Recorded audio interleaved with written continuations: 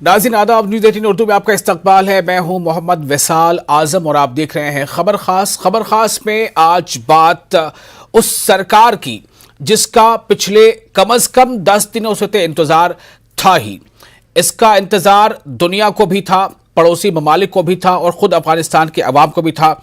दरअसल लोग ये जानना चाहते थे कि जिस तालिबान ने अपनी पहचान, अपनी शबीह एक ऐसे तंजीम की बना रखी है जिसके नाम से लोग कई बार डर जाते हैं, आज भी जो पुरानी शबीह है, अब जबकि ये तालिबान हुकूमत में इक़्तिदार में वापस आ चुका है, तो कौन सा ऐसा चेहरा होगा, कौन कौन से वे नाम होंगे जो इसकी क़यादत करेंगे। जाहिर है 15 अगस्त को जब काबुल पर तालिबान ने अपनी पहुंच बनाई थी, तब से लेकर आज तक तालिबान की तरफ से लगातार ये कोशिश है। उसके जो तर्जुमान है वो बार बार ये कहते रहे हैं कि हम दुनिया के तमाम ममालिक से एक बेहतर रिश्ता चाहते हैं। तालिबान के तर्जुमान ने यह भी कहा कि माजी में बेशक हमसे कुछ गलतियां रही होंगी, लेकिन इस बार हम दुनिया के सामने एक मिसाल बनकर सामने आना चाहते हैं। और ताखीर हुई एक रोज कबल, जो वहां की जो तर्जुमान है ज़बीउल्लाह मुजाहिद, उन्होंने इस बात का ऐलान किया कि कौन कौन से चेहरे होंगे जो हुकूमत के लिए मुख्तस किए गए हैं या जिनका इंतखाब किया गया है। जाहिर है ये एक उबूरी हुकूमत है जिसे हम इंटरिम गवर्नमेंट कहते हैं, लेकिन इस उबूरी हुकूमत में भी चेहरे कौन कौन से हैं, क्या जो पहले से सुर्खियों में चेहरे आ रहे थे, जिन पर गुफ्तगू सुनीद हो रही थी, जिनके बारे में वही चेहरे हैं, आखिर किस तरह का कॉम्पोजिशन है, क्या रद्द अमल है अलग अलग सेक्टर्स का और पड़ोसी ममालिक का और यूरोपीय और मगरबी ममालिक का। इन तमाम सवालात का जवाब ढूंढने की कोशिश करेंगे अपने माहिर पैनलिस्ट से। तो आप बने रहें अगले आधे घंटे तक हमारे साथ।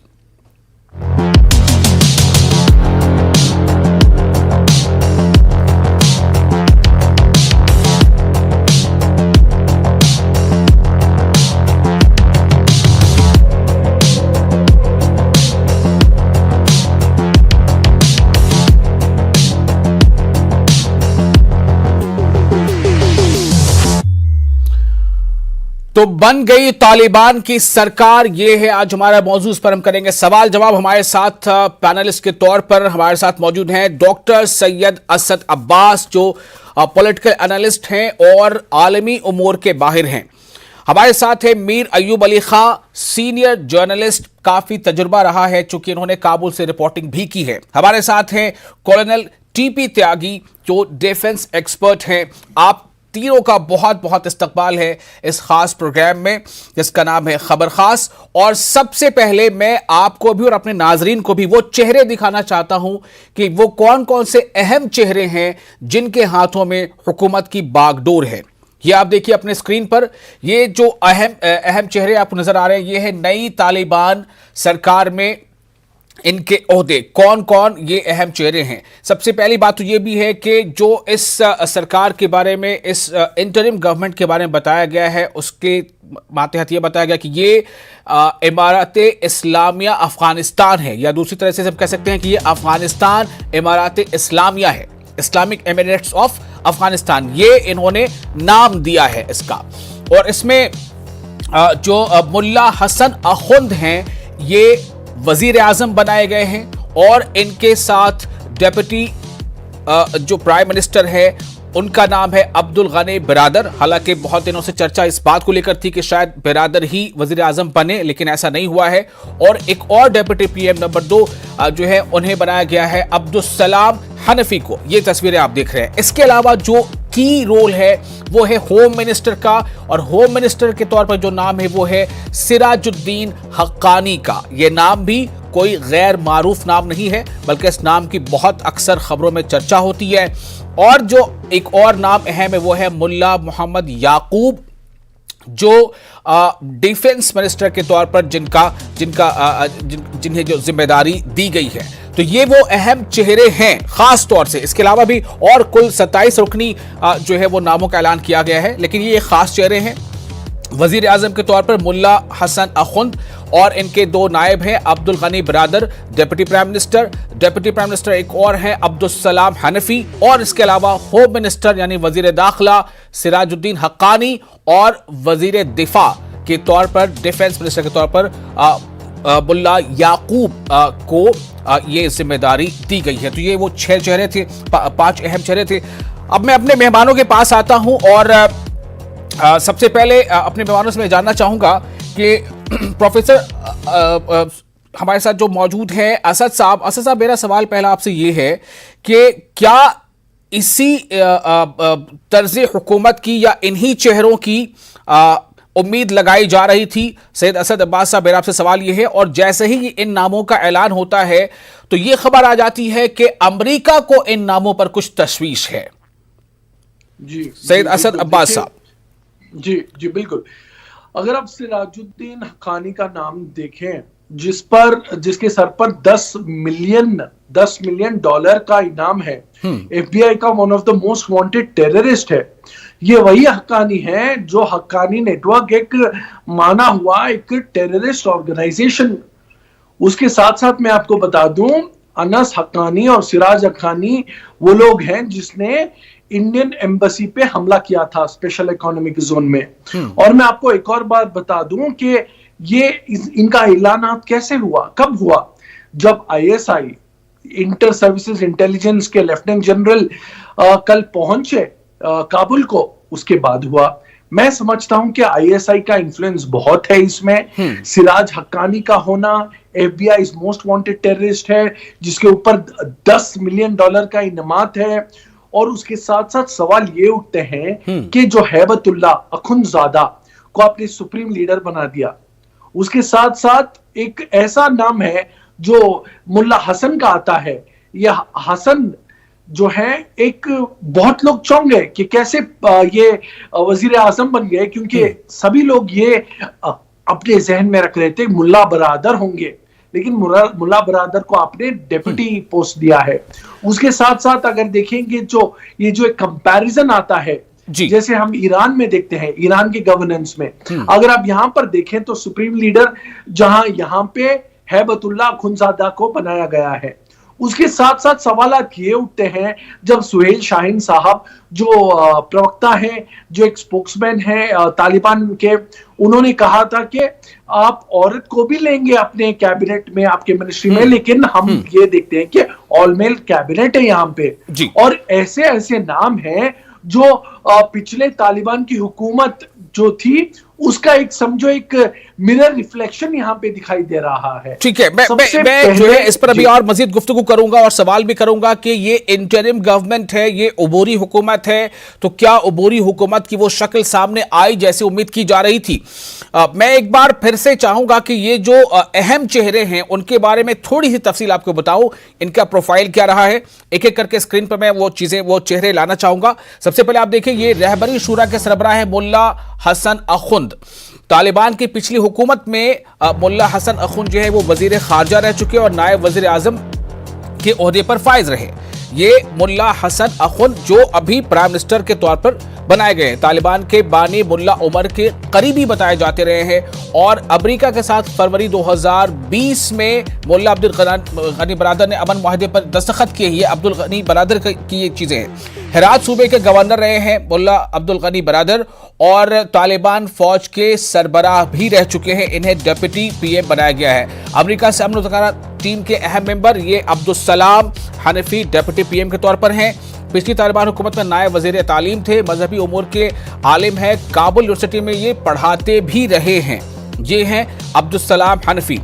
अब आइए अफगान तालिबान के तीसरे नायब अमीर, इनका नाम है सिराजुद्दीन हक्कानी, जिन्हें होम मिनिस्टर बनाया गया है और नेटवर्क के मौजूदा सरबराह हैं जो हक्कानी नेटवर्क है।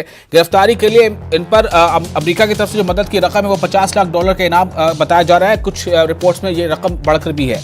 मुल्ला मोहम्मद याकूब डिफेंस मिनिस्टर, अस्करी उमूर के ऑपरेशनल कमांडर बताए जाते हैं, तालिबान के मौजूदा अमीर के काफ़ी करीबी हैं, उनके शागिर्द रहे हैं और ये मुल्ला उमर के बेटे हैं मुल्ला मोहम्मद याकूब। तो ये वो चेहरे और ये वो नाम है अहम जिनके बारे में हम अभी जिक्र कर रहे हैं। अब मैं सीधा रुख करता हूं हमारे साथ मौजूद है कॉलोनल टीपी त्यागी साहब।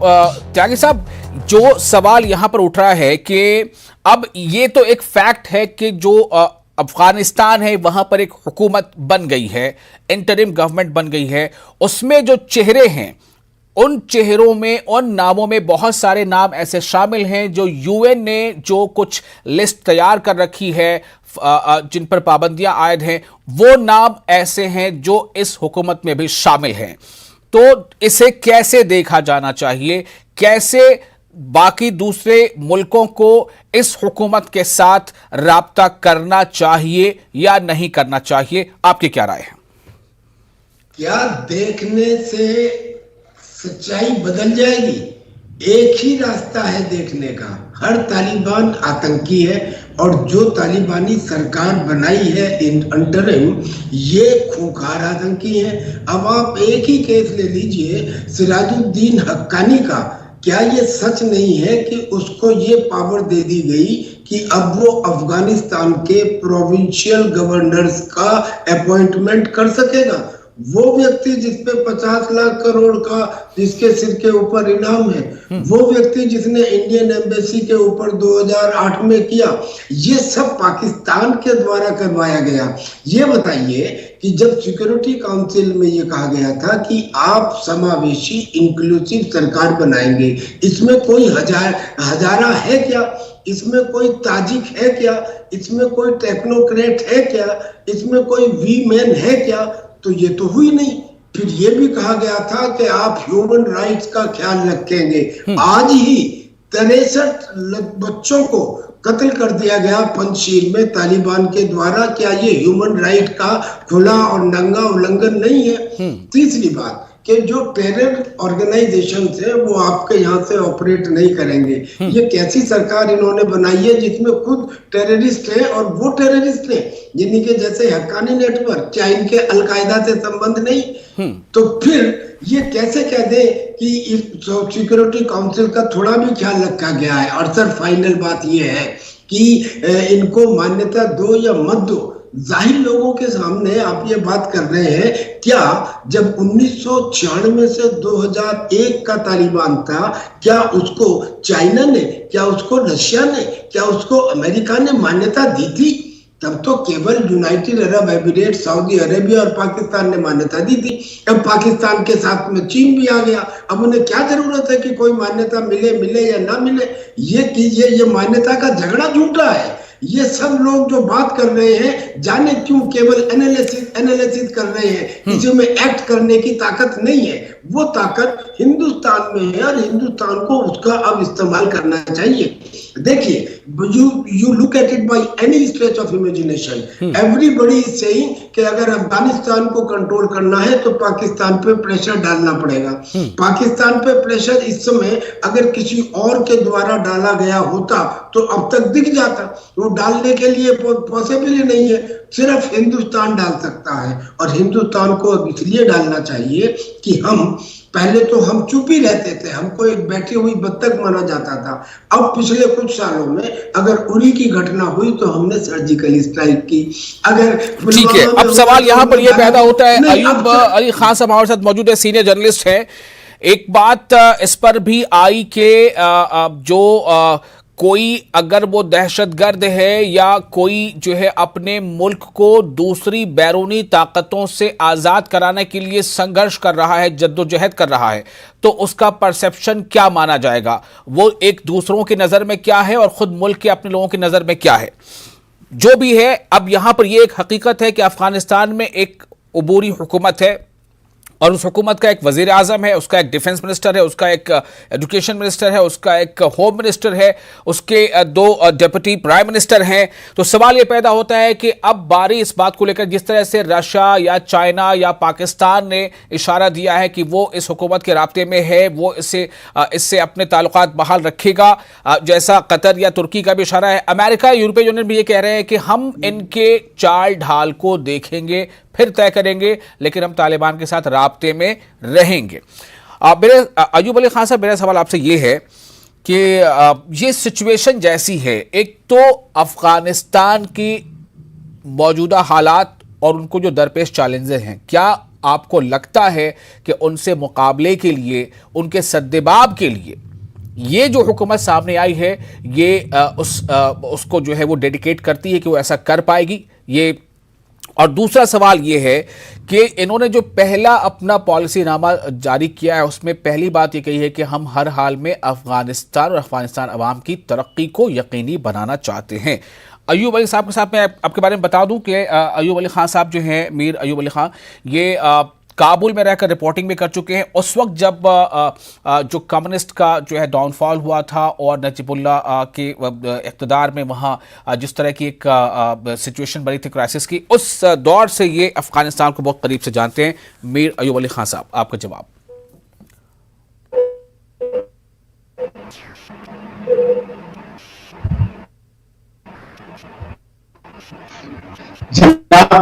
जी अयूब साहब बोलिए। तो यार इनवाइट करने का हमको बहुत प्रैक्टिकल होकर रही है। हम जज्बात और हम फीलिंग्स हैं उसको थोड़ा सा परे रखना होगा। हम अगर बार हर चीज को हिंदुस्तान के पस मंजर में देखना चाहें उससे पड़ेगा। इन लोगों ने वादा किया है कि हमारे मामलात में मदाखलत नहीं करेंगे। अब जो मसला रहा है वो ये है कि जी मैं रिकनेक्ट नहीं हूं। बिल्कुल आपकी आवाज मिल रही, बोलिए। हेलो जी, मैं ये अर्ज कर रहा हूं जी। मेरा आपकी आवाज थोड़ी क्रैक हो रही है, हमारी कोशिश होगी कि फिर से आपकी आवाज बेहतर तरीके से हमारे तक आ सके। मैं एक बार फिर रुक करूंगा असद साहब का। असद साहब, सवाल इस बात को लेकर है कि अब वहां पर वो एक हुकूमत जो है वो कायम हो चुकी है, तो क्या ये देखा जाना चाहिए कि हिंदुस्तान, एक दो बातें आ रही है कि हिंदुस्तान के पर्सपेक्टिव में देखना और एक वहाँ के अपने हालात के तौर पर देखना। मैं आपसे सवाल ये करता हूँ कि हिंदुस्तान का जो अपना नज़रिया है, उस नज़रिए से, उस पर्सपेक्टिव में अगर हम देखें तो कदम किस तरह से आगे बढ़ना चाहिए? असद साहब। जी बिल्कुल, देखिए अगर आप हिंदुस्तान की बात देखें तो हिंदुस्तान का नजरिया यह है कि अफगानिस्तान के लिए जो हिंदुस्तान ने किया है ह्यूमैनिटेरियन ग्राउंड्स पे, साथ में अफगानिस्तान का जो पार्लियामेंट है, जो इतने सारे करोड़ों रुपए लगे हैं उसको बनाने में, ये सब एक फ्रेंडली और नेबरहुड और ह्यूमैनिटेरियन ग्राउंड्स पे था। तो हिंदुस्तान का मानना और यकीन करना यह है कि अफगानिस्तान पे कोई भी किसी की तरह की आतंकवादी संगठनें नहीं होनी चाहिए। वहां पे कोई अफगानिस्तान की जमीन पे किसी भी तरह की दहशतगर्दी नहीं होनी चाहिए, चाहे वो तालिबान हो या फिर हो आईएसआई। और दूसरी बात हिंदुस्तान की यह है कि अगर आप हुकूमत की मद्देनजर रखें तो सबसे पहली ये बात है, जो इंडियन नेशनल्स हैं उनको, उनकी सेफ्टी, उनकी एमनेस्टी और उनको सही सलामत हिंदुस्तान में लाना होगा। जी। और साहब, मैं माजरत चाहूंगा, थोड़ा आपको रोकना चाहता हूं, आपने बिल्कुल बेहद अहम नुकात की तरफ इशारा किया है। मीर अयूब अली खान साहब हमारे साथ फिर से जुड़ चुके हैं।